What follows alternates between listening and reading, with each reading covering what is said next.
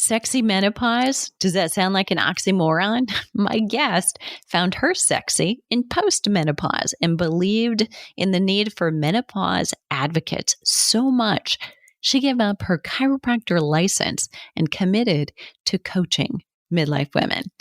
You're going to love this episode and the story of just how it happens to anyone, health practitioner or not. We are not immune to the effects of hormones, no matter what we do or what ideal habits we may have. I'm Deborah Atkinson. You're listening to Flipping 50, where I address your top struggles and concerns, but most of all, we really hope to inspire you. Change the way you think about aging so that you can change your expectations and the actions you do now that will get you to the aging you want. I share what to eat, how to move, and how to change your mindset so you can have the energy and the vitality that you want, need, and deserve in this better half. My guest is Dr. Kim Norman, a holistic doctor. She practiced chiropractic for almost 30 years, specializing in nutrition. Dr. Kim is also a certified acupuncture and NAET. She is an international speaker and has spoken on stages sharing the benefits of healthy lifestyle.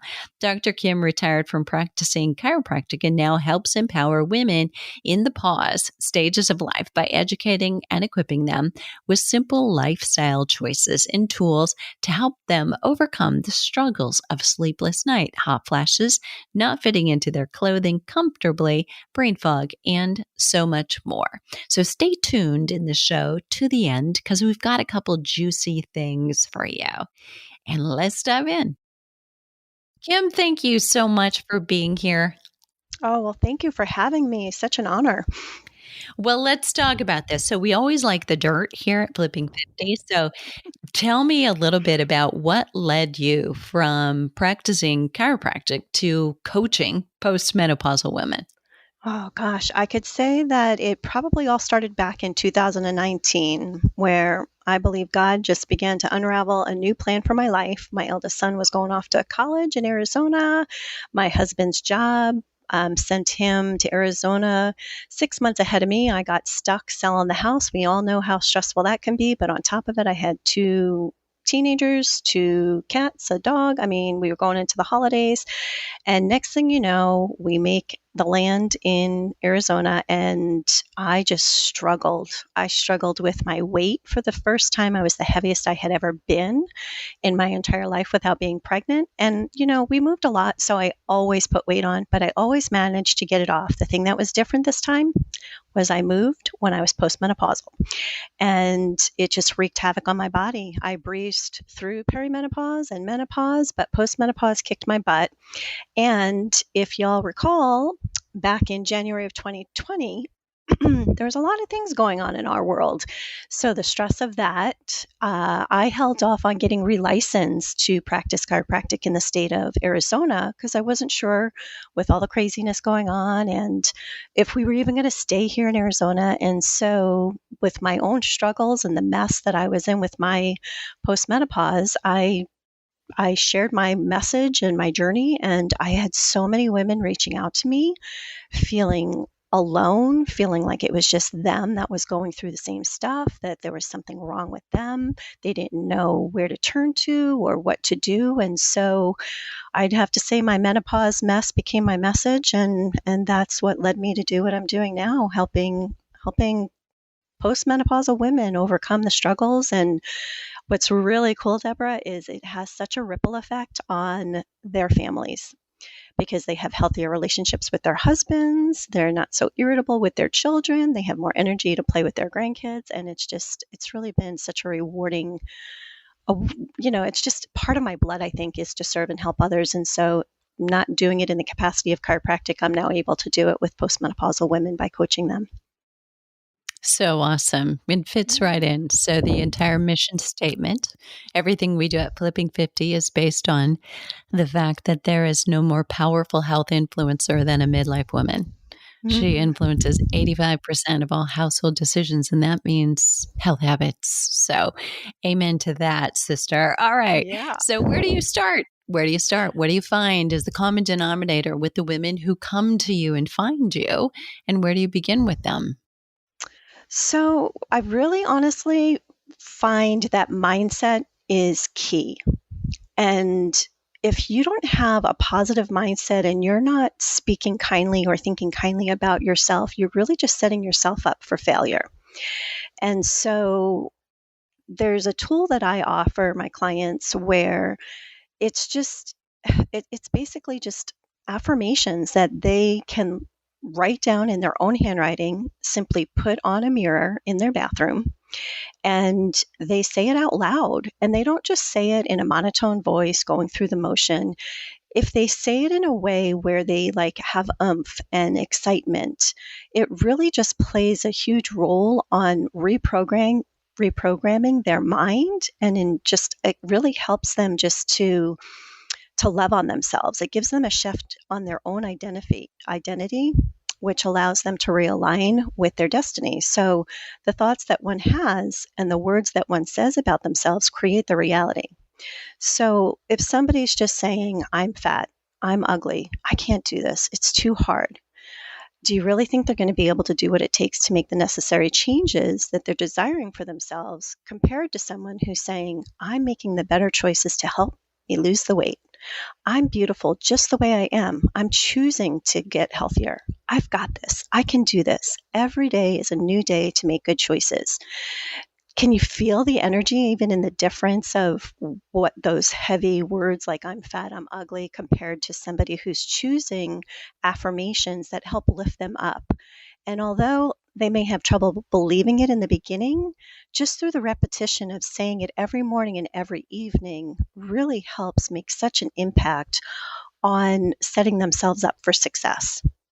So good. Yes. And so kind of in the same alignment and theme with, using things like NLP, right? Mm-hmm. So putting it in the I am, potentially not even affirmations, but actually needing to believe it, Absolutely. as in used for meditation. You have to be in the moment. If you hope to create a new future, you have to feel it now. Exactly. Right. So it's not just words, but it's feelings and emotions, because, like you alluded to, right? Your thoughts, right, create your actions. And if we know how you feel, we know what you're thinking. Right. Yeah. So very true. So how has it gone for you? So tell me about your story. And, so I know how you were feeling when you landed here. And of course, in the middle of the chaos of the world, you've got your own chaos. So how have you been able to turn things around personally?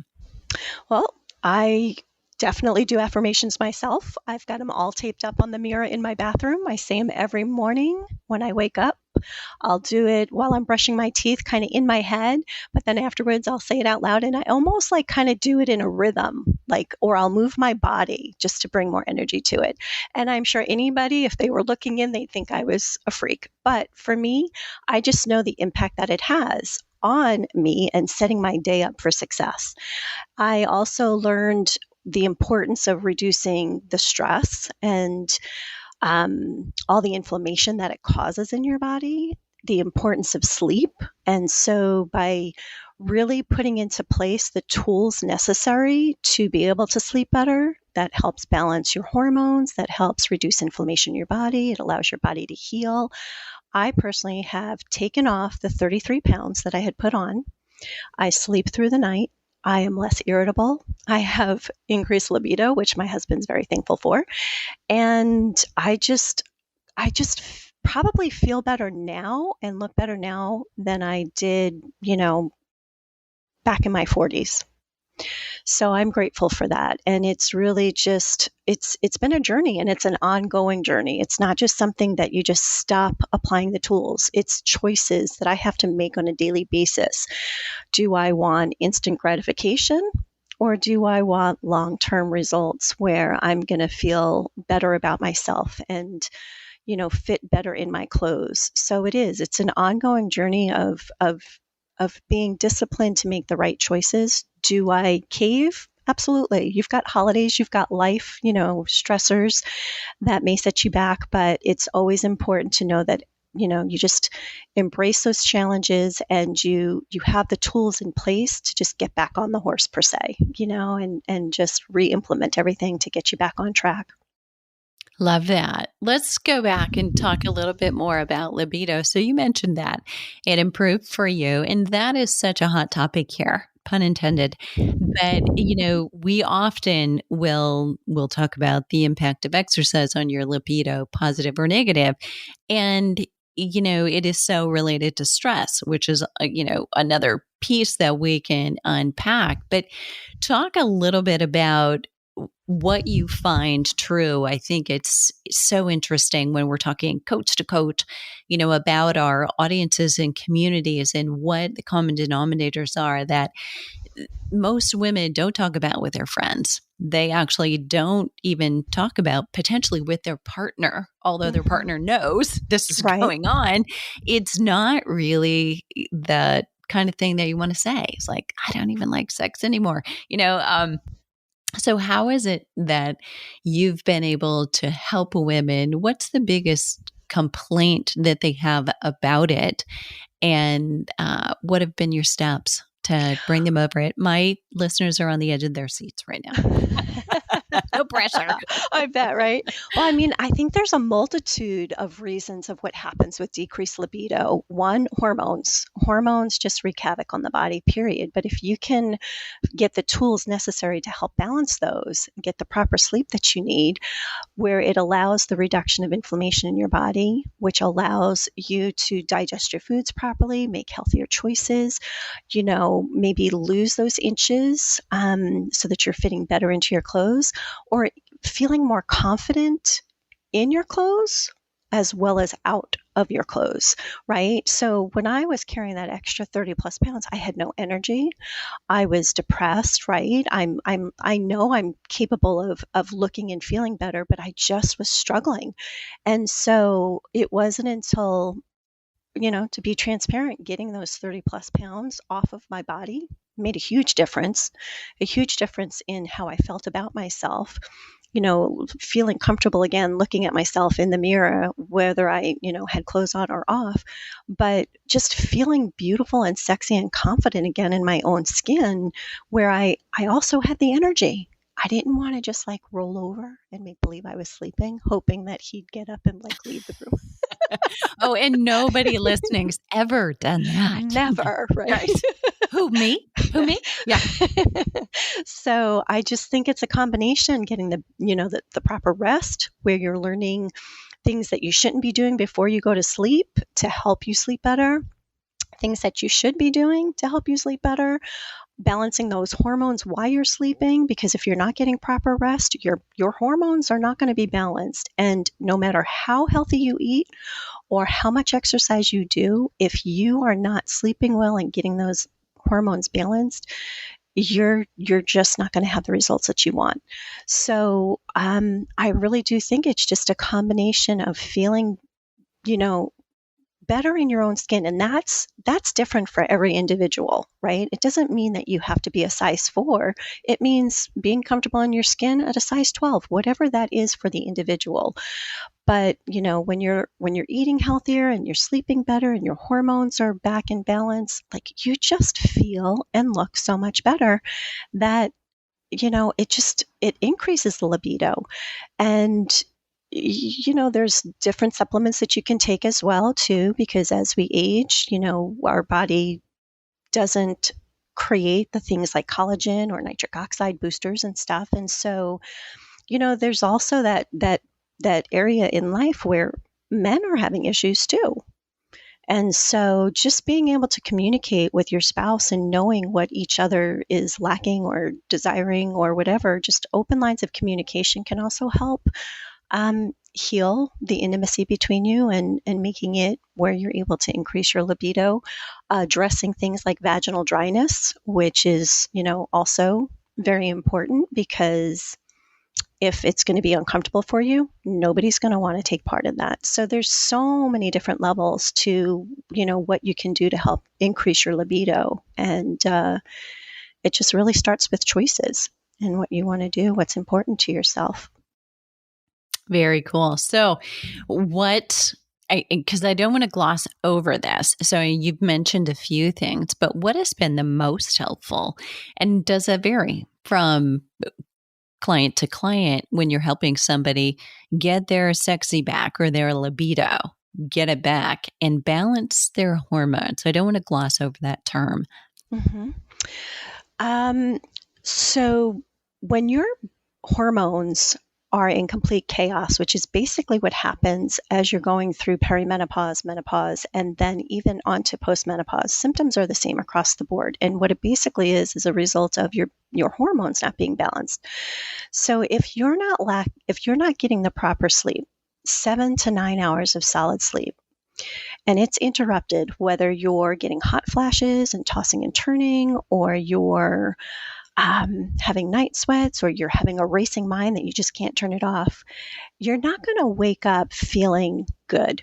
You're not going to wake up wanting to then turn over and make love to your husband. You're going to be exhausted, and you're just going to want to just get by in life, right? But if you're getting the proper rest, it's allowing your body to heal from the inside out. It's allowing your hormones like cortisol, like ghrelin, like leptin, all these hormones get balanced in your body, your growth hormone. And the importance of these hormones is all to do with cortisol, for example. You increase cortisol levels from stress and lack of sleep, you're going to get that midsection being larger than you want it to be.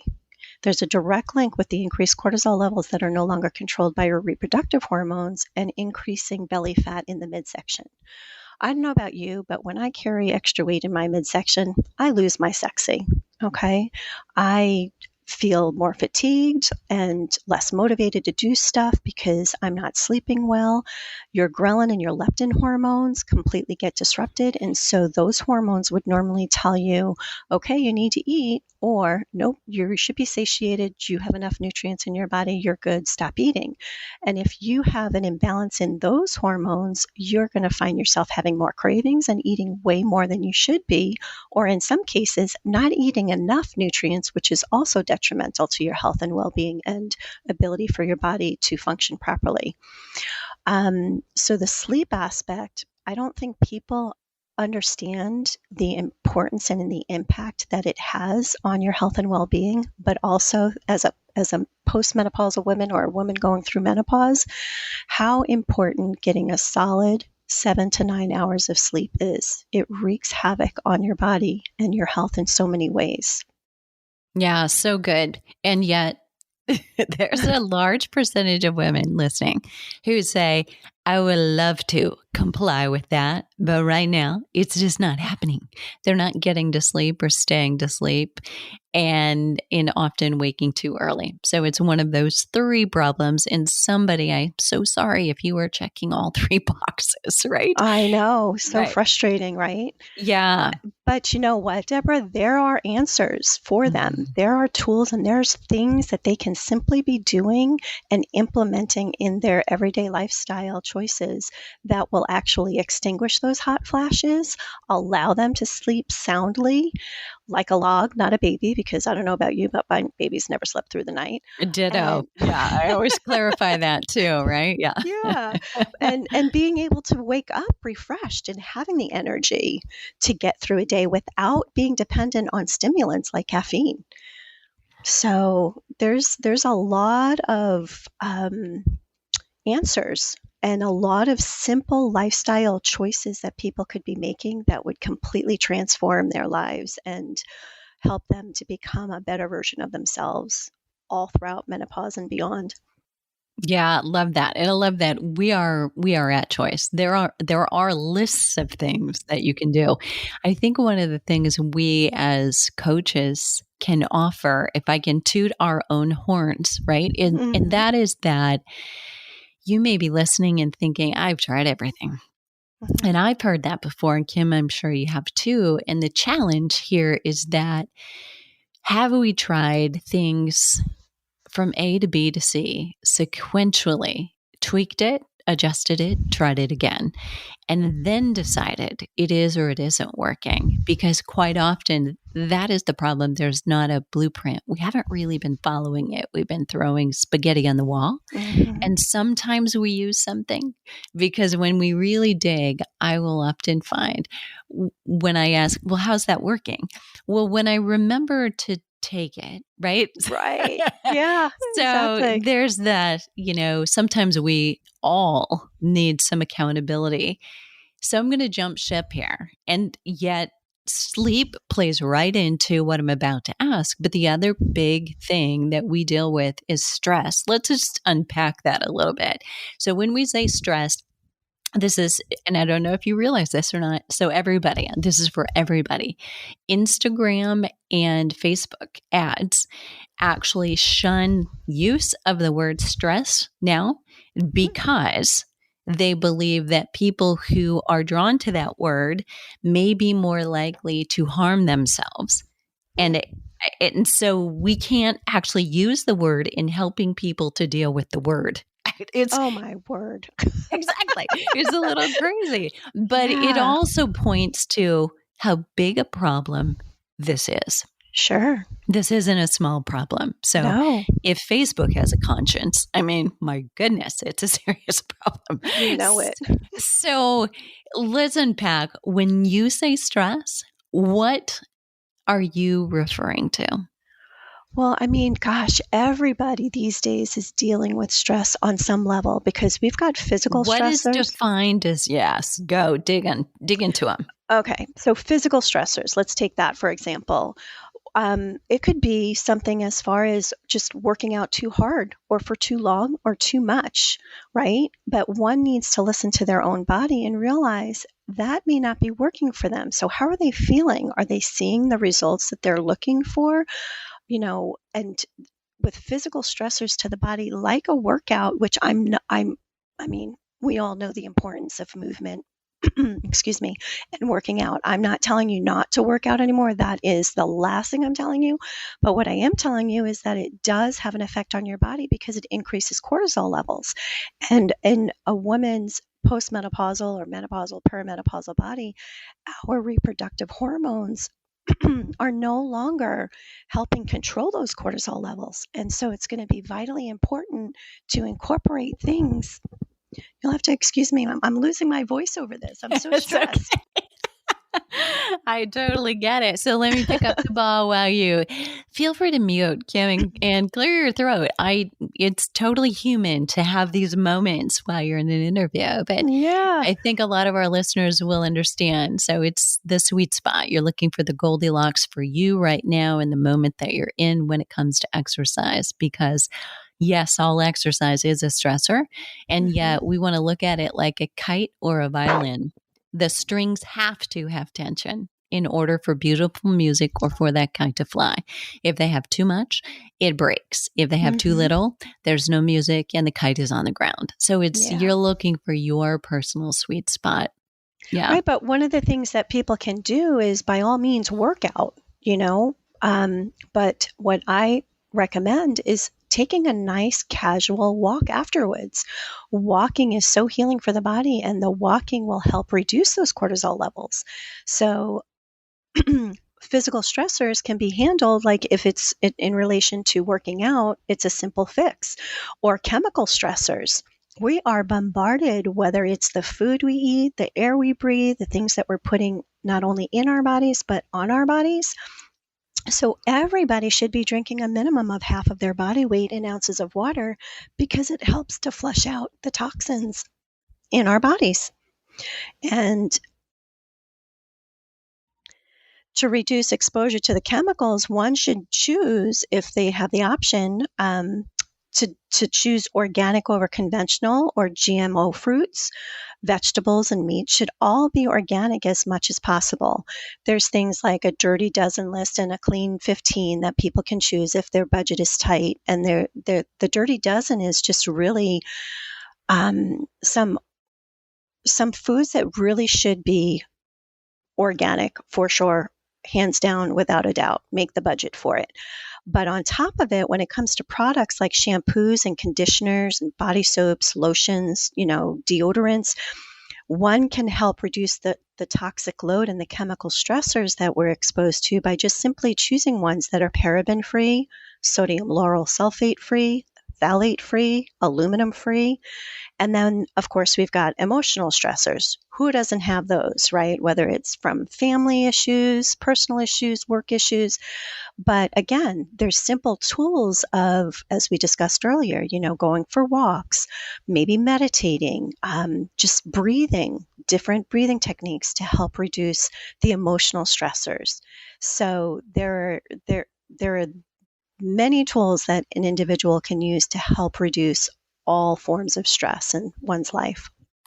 Yeah. And I think that was so great. And I think what's the beauty of what you've just said in providing those choices, that any one of them might be best for you if you're a listener right now, based on what you're facing and what's true for you and your personality, and what you're willing to take. I think we factor all of those things in. So if anybody was listening to those thinking I have to do all that, like in Yeah, order to get over my no, stress, I have to add more to my no. to-do list. It's more like, no, what would be the first thing that you feel like that would be an easy thing for me to do? Yeah, So like take a good. hot Epsom salt bath, go get a massage, go for a Let's walk in sign up nature. I for mean, that one. Yes. so Okay. many things to do. And they could be, cost effective or as expensive as you want it to be. But just taking that time out for yourself to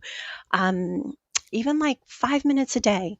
Who doesn't have 5 minutes a day where they can just take time out for themselves, whether they're just focused on their breathing or, maybe getting in meditation or stretching, just something 5 minutes out of your day creates that habit on a daily basis because it's not going to limit people from being able to do it. You can do that anywhere. Take 5 minutes out of your day and just focus on yourself to help with some form of stress that you're dealing with.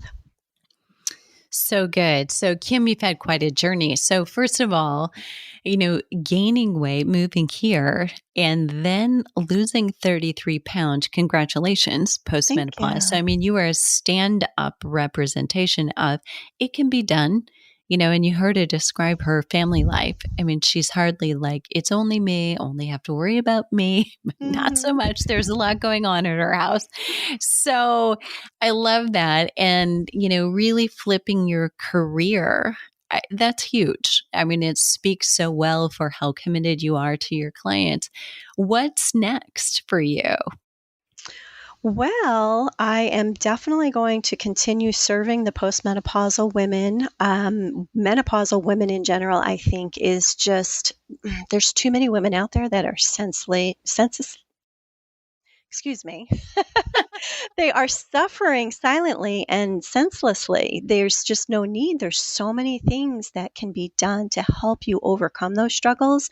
And so I am offering a free menopause health summit called Secrets to Mastering Menopause and Beyond, where I am interviewing over 20 experts.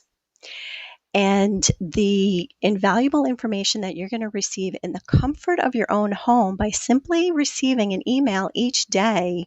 And the topics are going to include things like vaginal health, libido, hot flashes, cardiovascular health, movement and exercise. It's going to include things that, you know, you'll get answers to that you may not be comfortable asking your doctor about or your BFF. So I really believe that it'll be a valuable source of information and a wonderful time to be doing it because we've got all the holidays coming up on us, right? And it's just a great way to just empower women into helping them make healthier lifestyle choices so that they can overcome the struggles that are associated with menopause and beyond. So great. What are the dates of the summit? It actually launches December 1st.